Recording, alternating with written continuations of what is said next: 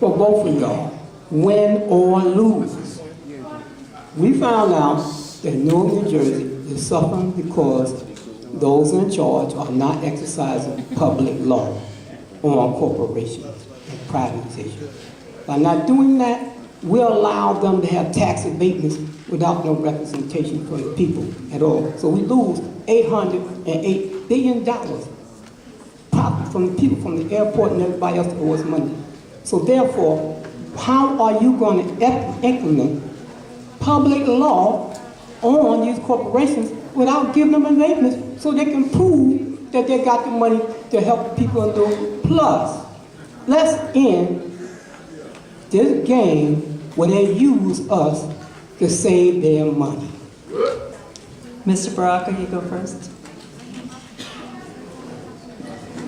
So first, as a councilman, I was probably the only councilman with two others beginning to fight for the kind of tax abatement reform, to say that we should stop giving out these long-term abatements and give out short-term abatements, bring people back to the table, make sure that they've completed everything on the list that they were supposed to complete, whether it be upkeeps to buildings, make sure there's job laws that they abide by, first source ordinance, whatever it is, and then we begin to remove the tax abatement from them. In fact, that is a practice that's already been taking place right now. We've been doing tax abatement reviews of businesses in the city that have gotten tax abatements that have not kept up to their end of the bargain. That's something that we've been pushing over and over again. As the mayor, I'll continue to push for the kind of tax abatement reform policy and begin to audit all of the folks that get tax abatements that are not paying the money that they're supposed to pay in terms of pilots in lieu of taxes, because sometimes they don't keep up with the payments that they need to pay the city.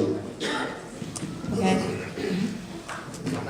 Again, as I said a few times, anyone who receives an abatement, we're going to demand our fair share for Norkers. We're going to, again, demand a higher qualified Norkers, that they do business with Newark-based businesses, that they can grow, that they create summer employment opportunities for our young people. We're also going to demand what we call community benefit agreements, so that they invest in after-school programs for our children, invest in the Boys and Girls Club, invest in other community-based organizations so that they can grow as well.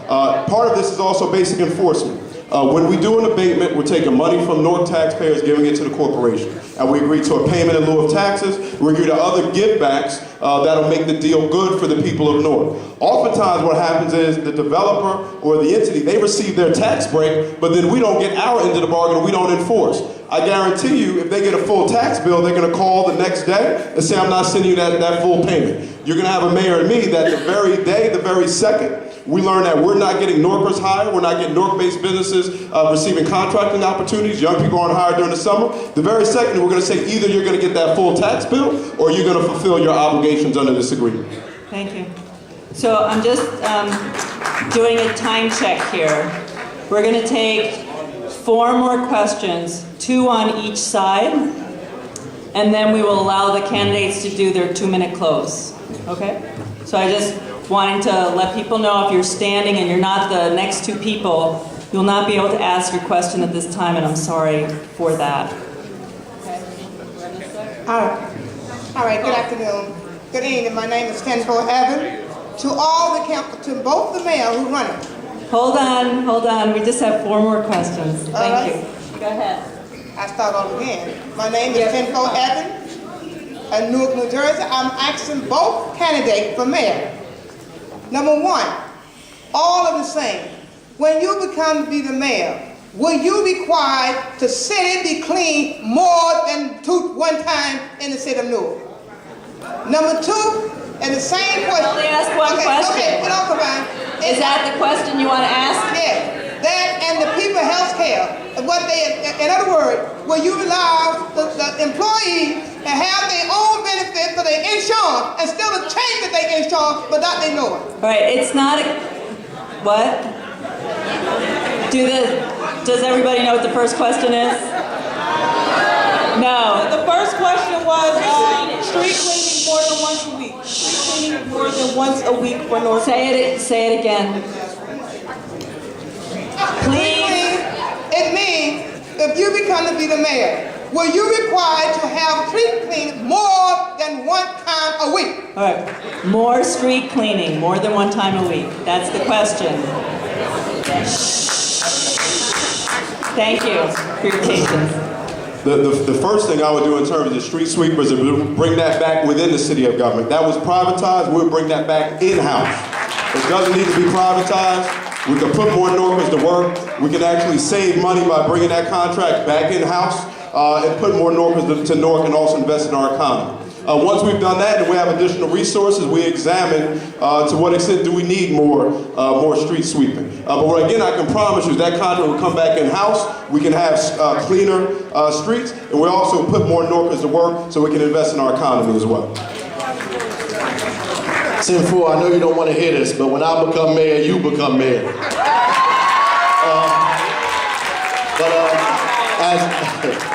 As the councilman, myself, Councilman Amador, and Councilman Ramos partnered together to make sure that the privatization of the sanitation department did not keep going forward, as well as the privatization of motors keep going forward. They won't tell you this at this time, but I was an integral part in that. In fact, met with them down in the East Ward to make sure that this took place. Put together a study that showed that we spent more money privatizing sanitation as opposed to bringing it in-house. So yes, we need to have more street sweeping, but we need to bring it in-house. But fundamentally, the problem is we don't have the vehicles and the resources to do it. So we have to begin to invest in vehicles and equipment to be able to bring those things in-house. We can't bring it in-house if we don't have the brooms to sweep. We want to sweep, but without the broom, we can't sweep at all. So we have to bring the resources in-house too. Okay, thank you.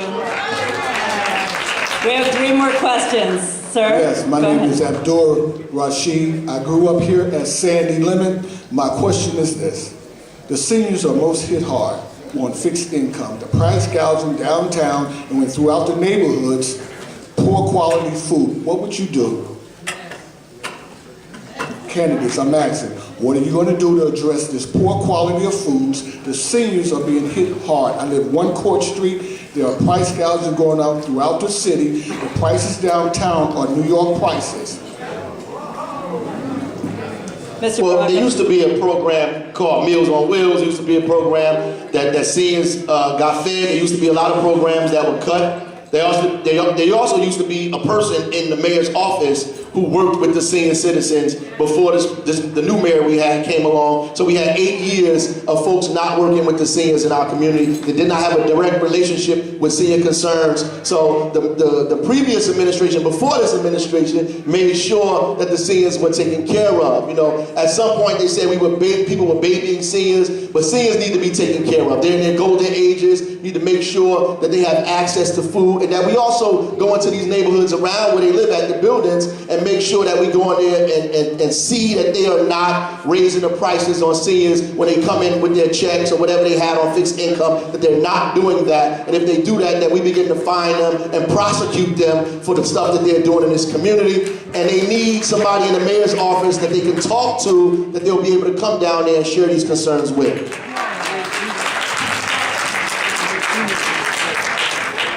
I was raised by my grandmother, so the plight of our seniors is fundamental to me. We just announced a senior plan last week. So we announced a whole plan dedicated to how we're going to serve our seniors better at the City of Newark. We're going to reinvest in the Office of Senior Services. We've seen that the Department of Aging was essentially gutted by this administration. We're going to reinvest in the Office of Senior Services so our seniors have the supports that they need. We're going to engage in consumer fraud actions in partnership with code enforcement and the Department of Consumer Affairs, because we actually see not only seniors being targeted for price gouging, we see seniors who may be homeowners targeted for reverse mortgages and sale leasebacks. We see seniors targeted for high interest rate car loans. We see seniors targeted for other payday loans and other layaway sort of plans where our seniors are getting into obligations that they simply cannot afford. So we're going to work very hard to protect our seniors. We're going to work very hard to reinvest in transportation services. Those have been cut by the City of Newark. So we have our seniors oftentimes isolated, not able to get their prescription drugs, not able to access medical care, and also not able to access fellowship. Because we know with many of our seniors, they can get lonely, and when they get lonely, they become depressed. When they become depressed, they're not as healthy as they used to be. So we're going to make those reinvestments. Okay. Be respectful. He can hear it from me. Okay.